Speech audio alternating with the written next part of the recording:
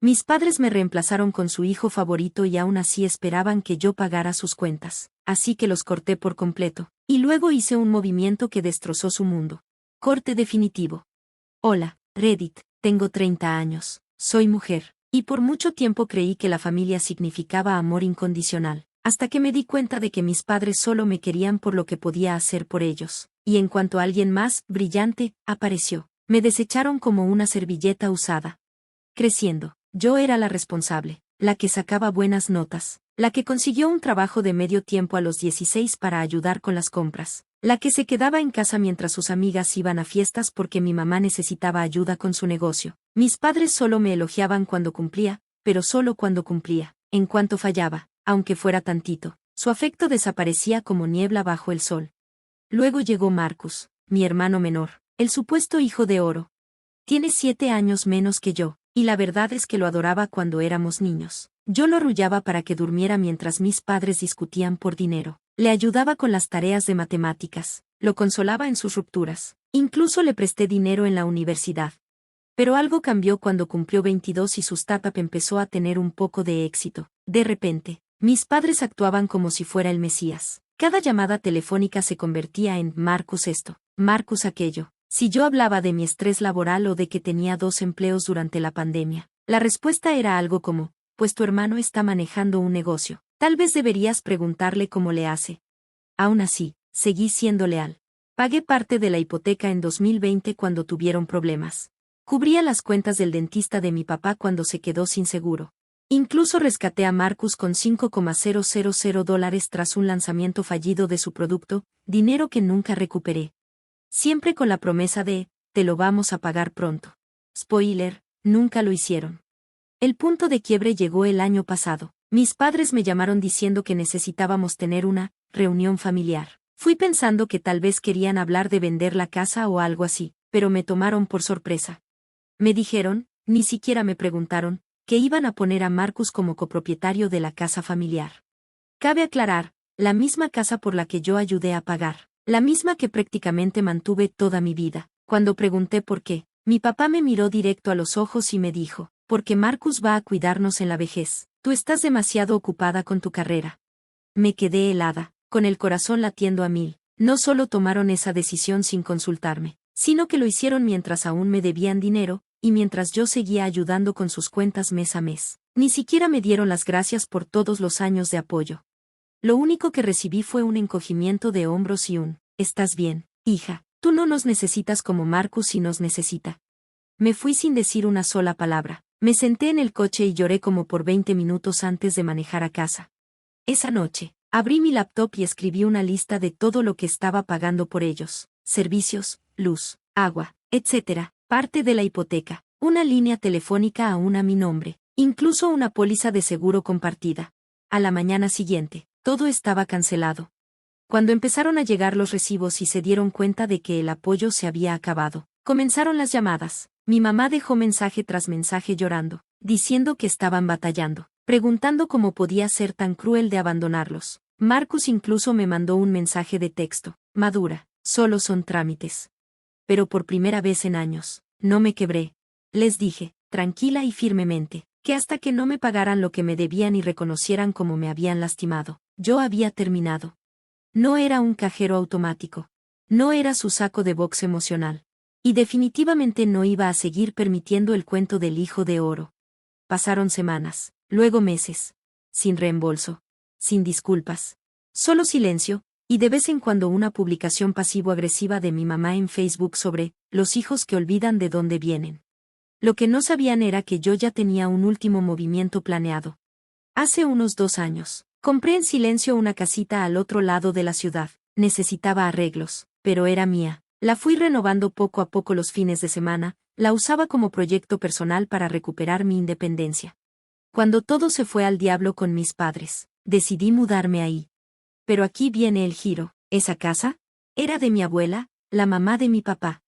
Ella me la dejó en su testamento, pero cuando murió, mis padres me convencieron de que les dejara manejar la venta porque yo era muy joven para encargarme de esas cosas. No discutí, confié en ellos. Resulta que la vendieron a mi nombre, pero se quedaron con la mayor parte del dinero. Me tomó años y una larga investigación descubrir que no siguieron el proceso legal correcto. La casa quedó en un limbo legal, y técnicamente nunca tuvieron la autoridad para venderla. Trabajé con un abogado, presenté los papeles y logré recuperarla legalmente, sin que ellos se enteraran. Así que cuando por fin me mudé, les mandé un solo mensaje: recuperé lo que es mío, no me vuelvan a contactar. Y fue ahí cuando se desató el infierno. Mi papá me llamó gritando, diciendo que era una malagradecida, que estaba arruinando el legado familiar. Mi mamá lloraba por teléfono, acusándome de traición. Marcus se apareció sin avisar en la propiedad, golpeando la puerta y exigiendo que hablara como adulta.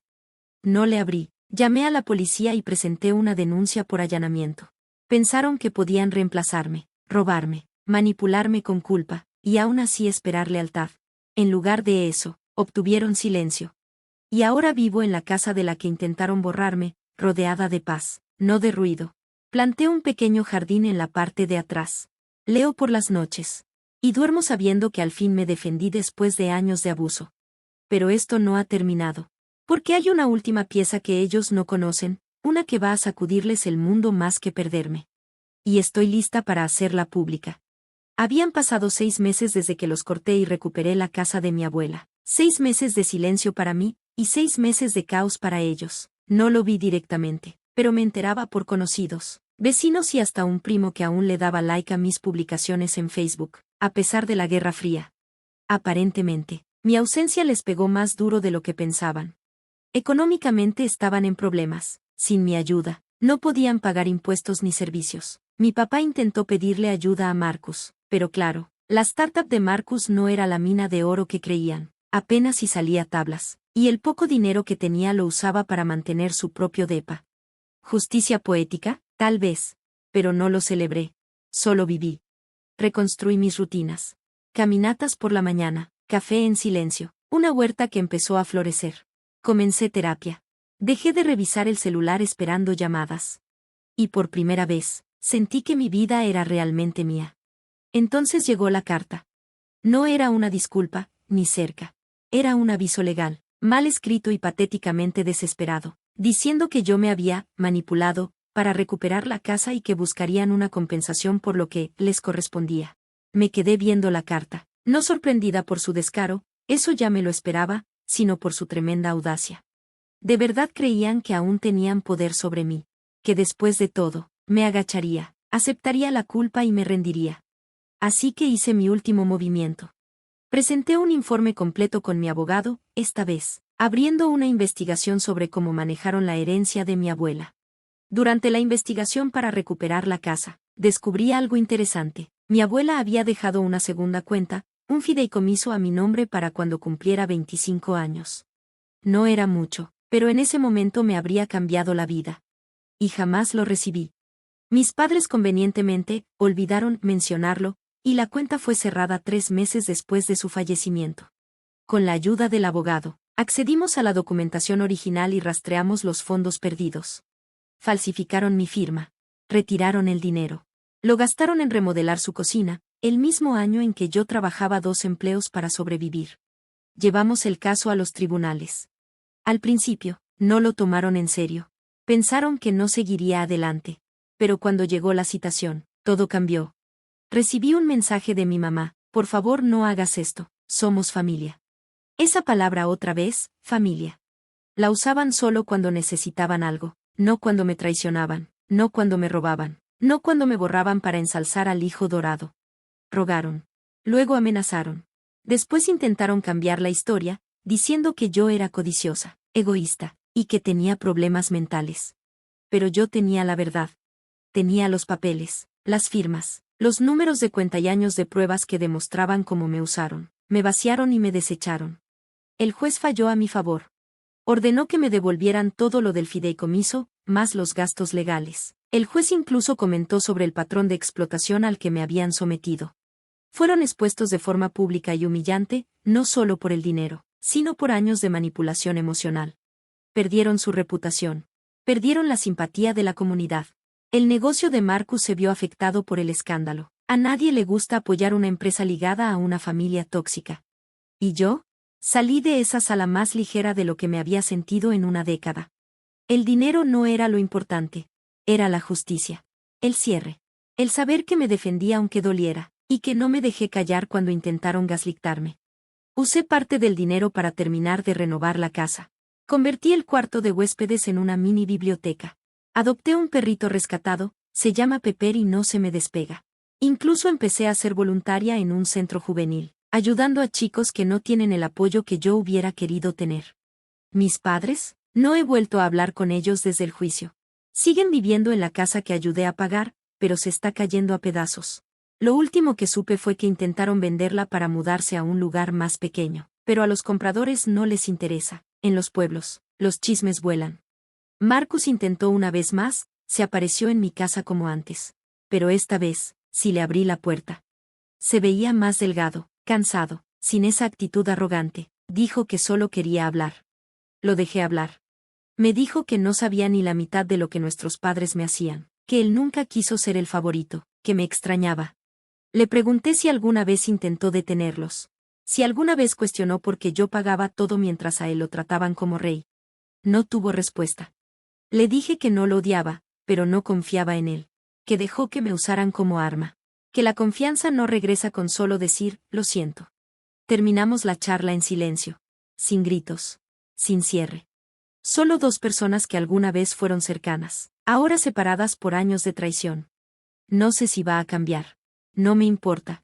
Lo que importa es que yo cambié. Encontré mi voz. Puse límites. Enfrenté a quienes debían protegerme, y eligieron destruirme. La gente dice que la sangre pesa más que el agua, pero yo aprendí algo mucho más valioso. El amor pesa más que la obligación. Y a veces cortar lazos no es crueldad. Es sobrevivir.